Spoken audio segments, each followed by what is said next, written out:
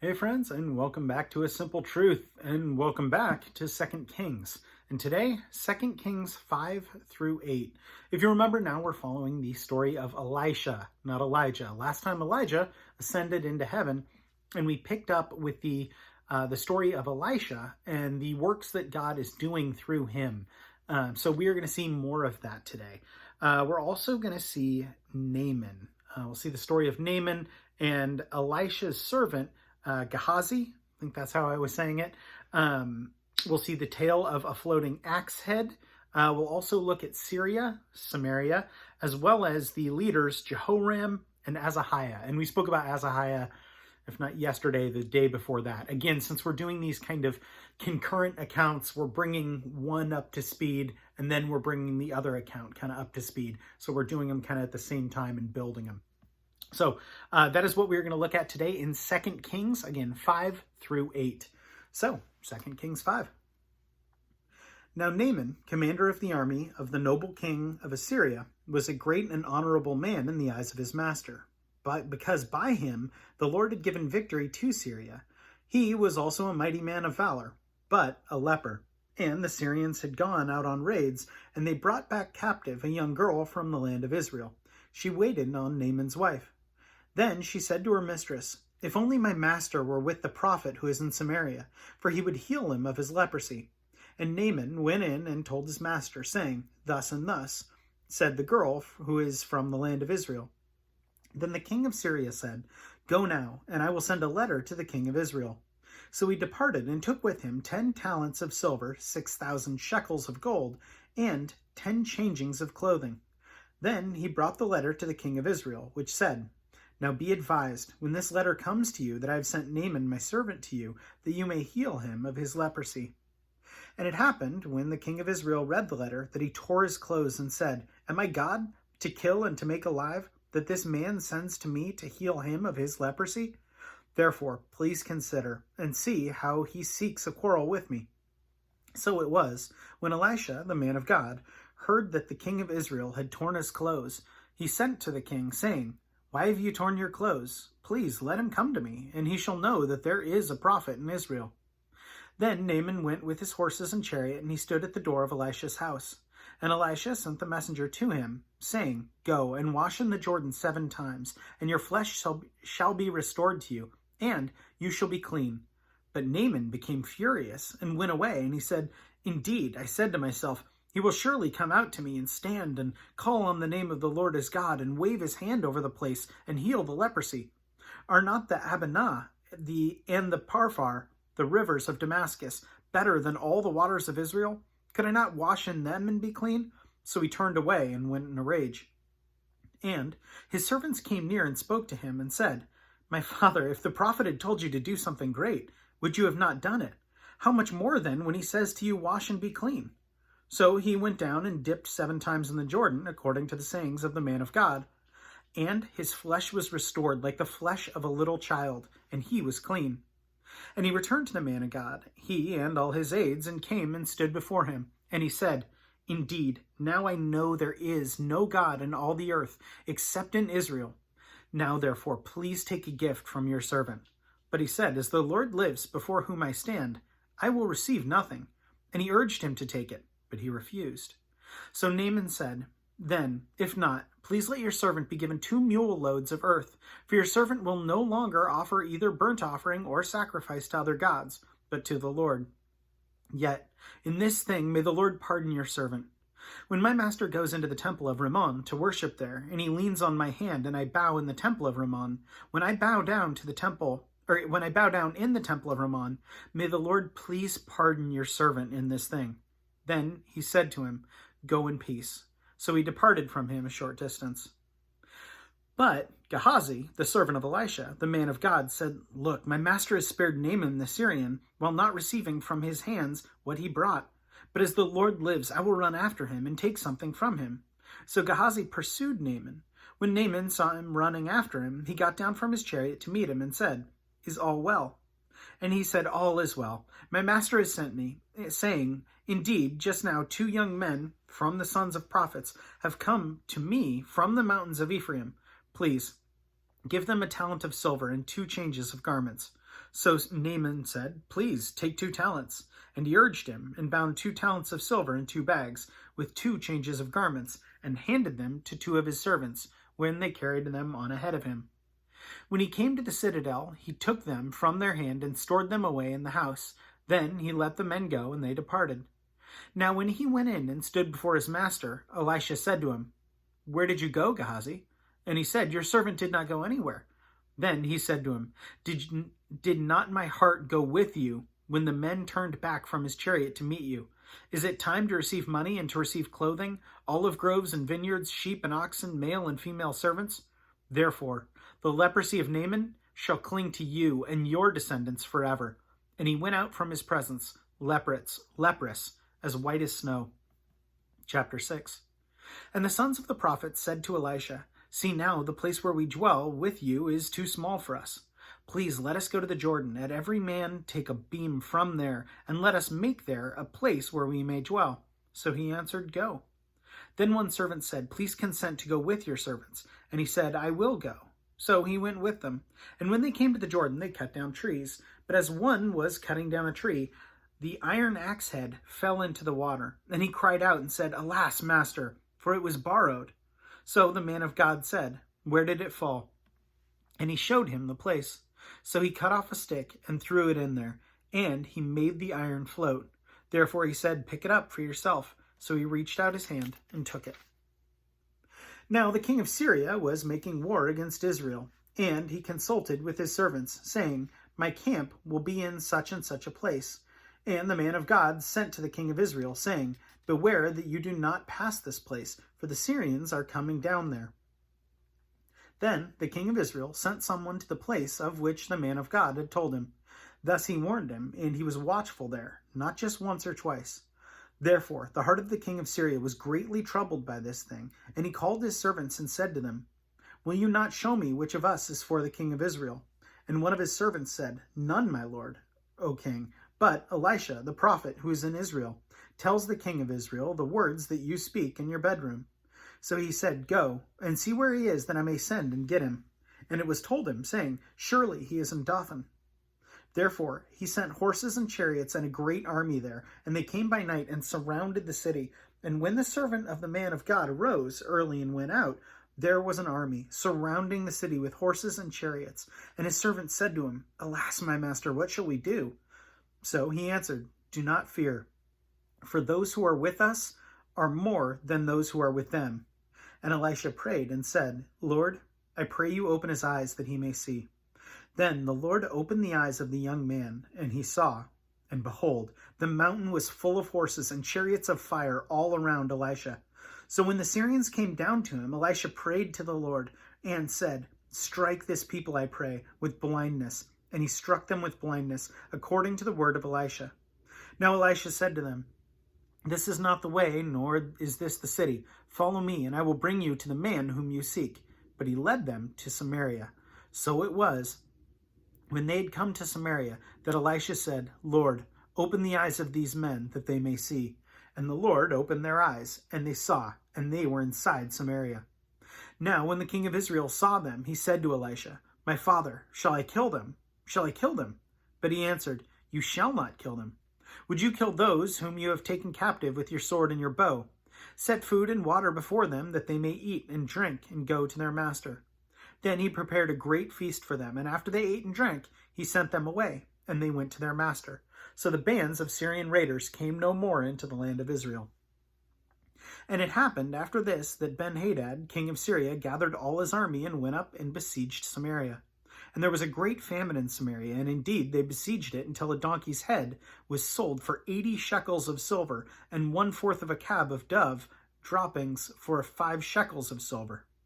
Then, as the king of Israel was passing by on the wall, a woman cried out to him, saying, "Help, my lord, O king." And he said, "If the Lord does not help you, where can I find help for you? From the threshing floor or from the winepress?" Then the king said to her, "What is troubling you?" And she answered, "This woman said to me, 'Give your son that we may eat him today, and we will eat my son tomorrow.' So we boiled my son and ate him. And I said to her on the next day, 'Give your son that we may eat him.' But she has hidden her son." Now it happened, when the king heard the words of this woman, that he tore his clothes, and as he passed by on the wall, the people looked, and there underneath he had sackcloth on his body. Then he said, God do so to me, and more so, if the head of Elisha, the son of Shaphat, remains on him this day. But Elisha was sitting in his house, and the elders were sitting with him. And the king sent a man ahead of him. But before the messenger came to him, he said to the elders, Do you see how the son of a murderer has sent someone to take away my head? Look, when the messenger comes, shut the door, and hold him fast at the door. Is not the sound of his master's feet behind him? And while he was talking with him, there was the messenger coming down to him. And the king said, Surely this calamity is from the Lord. Why should I wait for the Lord any longer? Chapter 7. Then Elisha said, Hear the word of the Lord. Thus says the Lord, Tomorrow about this time, a seah of fine flour will be sold for a shekel, and 2 seahs of barley for a shekel at the gate of Samaria. So an officer, on whose hand the king leaned, answered the man of God and said, Look, if the Lord could make windows in heaven, could it be this thing? And he said, In fact, you shall see it with your eyes, but you shall not eat of it. Now there were 4 leprous men at the entrance of the gate, and they said to one another, Why are we sitting here until we die? If we say we will enter the city, the famine is in the city, and we shall die there. And if we sit here, we die also. Now therefore, come, let us surrender to the army of the Syrians. If they keep us alive, we shall live, and if they kill us, we shall only die. And they rose at twilight to go to the camp of the Syrians. And when they had come to the outskirts of the Syrian camp, to their surprise, no one was there. For the Lord had caused the army of the Syrians to hear the noise of chariots and the noise of horses, the noise of a great army. So they said to one another, Look, the king of Israel has hired against us the kings of the Hittites and the kings of the Egyptians to attack us. Therefore they arose and fled at twilight. They left the camp intact, their tents, their horses, and their donkeys, and they fled for their lives. And when these lepers came to the outskirts of the camp, they went into one tent and ate and drank and carried from it silver and gold and clothing, and went and hid them. Then they came back and entered another tent and carried some of it from there also, and went and hid it. Then they said to one another, We are not doing right. This day is a day of good news, and we remain silent. If we wait until the morning light, some punishment will come upon us. Now therefore, come, let us go and tell the king's household. So they went and called to the gatekeepers of the city, and told them, saying, We went to the Syrian camp, and surprisingly no one was there, not a human sound, only horses and donkeys tied, and tents intact. And the gatekeepers called out, and they told it to the king's household inside. So the king arose in the night and said to his servants, Let me now tell you what the Syrians have done to us. They know that we are hungry. Therefore they have gone out of the camp to hide themselves in the field, saying, When they come out of the city, we shall catch them alive and get into the city. And one of his servants answered and said, Please, let several men take 5 of the remaining horses, which are left in the city. Look, they may either become like all the multitude of Israel that are left in it, or indeed, I say they may become like all the multitude of Israel left from those who are consumed. So let us send them and see. Therefore, they took 2 chariots with horses, and the king sent them in the direction of the Syrian army, saying, Go and see. And they went after them to the Jordan. And indeed all the road was full of garments and weapons which the Syrians had thrown away in their haste. So the messengers returned and told the king. Then the people went out and plundered the tents of the Syrians. So a seah of fine flour was sold for a shekel, and 2 seahs of barley for a shekel, according to the word of the Lord. Now the king had appointed the officer on whose hand he leaned to have charge of the gate, but the people trampled him in the gate, and he died, just as the man of God had said, who spoke when the king came down to him. So it happened, just as the man of God had spoken to the king, saying, 2 seahs of barley for a shekel, and a seah of fine flour for a shekel, shall be sold tomorrow about this time in the gate of Samaria. Then the officer had answered the man of God, and said, Now look, if the Lord could make windows in heaven, could such a thing be? And he said, In fact, you shall see it with your eyes, but you shall not eat of it. And so it happened to him, for the people trampled him at the gate, and he died. Chapter 8. Then Elisha spoke to the woman whose son he had restored to life, saying, Arise and go, you and your household, and stay wherever you can, for the Lord has called for a famine, and furthermore, it will come upon the land for 7 years. So the woman arose and did according to the saying of the man of God, and she went with her household and dwelt in the land of the Philistines 7 years. It came to pass at the end of 7 years that the woman returned from the land of the Philistines, and she went to make an appeal to the king for her house and for her land. Then the king talked with Gehazi, the servant of the man of God, saying, "Tell me, please, all the great things Elisha has done."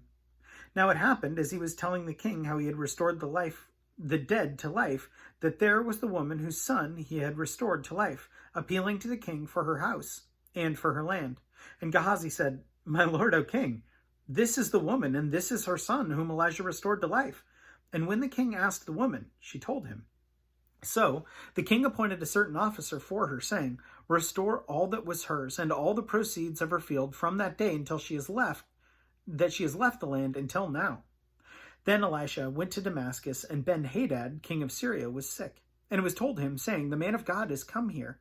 And the king said to Hazael, "Take a present in your hand, and go to meet the man of God, saying, Inquire of the Lord by him, saying, Shall I recover from this disease?" So Hazael went to meet him, and took a present with him, of every good thing, Damascus, 40 camel loads. And he came and stood before him, and said, "Your son Ben-Hadad, king of Syria, has sent me to you, saying, Shall I recover from this disease?" And Elisha said to him, "Go, say to him, You shall certainly recover. However, the Lord has shown me that he will really die." Then he sent his countenance in a stare, until he was ashamed, and the man of God wept. And Hazael said, "Why is my lord weeping?" He answered, "Because I know the evil that you will do to the children of Israel. Their strongholds you will set on fire, and their young men you will kill with the sword. And when you dash their children, and rip open their women with child." So Hazael said, "But what is your servant a dog, that he should do this gross thing?" And Elisha said, "The Lord has shown me that you will become king over Syria." Then he departed from Elisha and came to his master, who said to him, "What did Elisha say to you?" And he answered, "He told me that you would surely recover. But it happened that next day, that when he took a thick cloth and dipped it in water, he spread it over his face, so that he died. And Hazael reigned in his place. Now in the 5th year of Joram, the son of Ahab, king of Israel, Jehoshaphat, having been king of Judah, Jehoram, the son of Jehoshaphat, began to reign as king of Judah. Then he was 32 years old when he became king, and he reigned 8 years in Jerusalem. And he walked in the way of the kings of Israel, just as the house of Ahab had done, for the daughter of Ahab was his wife, and he did evil in the sight of the Lord. Yet the Lord would not destroy Judah for the sake of his servant David, as he promised him to give him a lamp to him and his sons forever. In his days Edom revolted against Judah's authority, and made a king over themselves. So Joram went to Zair, and all his chariots with him. Then he rose by night and attacked the Edomites who had surrounded him, and the captains of the chariots, and the troops fled to their tents. Thus Edom has been in revolt against Judah's authority to this day, and Libnah revolted at that time. Now the rest of the acts of Joram, and all he did, are they not written in the book of the Chronicles of the kings of Judah? So Joram rested with his fathers, and was buried with his fathers in the city of David. Then Ahaziah his son reigned in his place. In the 12th year of Joram, the son of Ahab, king of Israel, Ahaziah, the son of Joram, king of Judah, began to reign. Ahaziah was 22 years old when he became king, and he reigned in Jerusalem 1 year. His mother's name was Athaliah, the granddaughter of Omri, king of Israel. And he walked in the way of the house of Ahab, and he did evil in the sight of the Lord like the house of Ahab, for he was the son-in-law of the house of Ahab. Now he went with Joram, the son of Ahab, to war against Hazael, king of Syria, at Ramoth-Gilead, and the Syrians wounded Joram. Then King Joram went back to Jezreel to recover from the wounds which the Syrians had inflicted on him at Ramah, when he fought against Hazael, king of Syria. And Ahaziah, the son of Jehoram, king of Judah, went down to see Joram, the son of Ahab, in Jezreel, because he was sick. So, again, a lot going on there. I think what I took away from this one when I was reading the first way through was just that Elisha really wanted nothing from, Naaman. And I thought that was really interesting, because it's like that phrase, the Lord is my portion. He didn't want anything, and he didn't ask anything from him, because it really truly wasn't him healing. It was God working through him to heal. I just thought it was interesting, because God is his value, and that's a proper perspective, and a good and a holy perspective, and how easy it is for me to forget that that God is my value.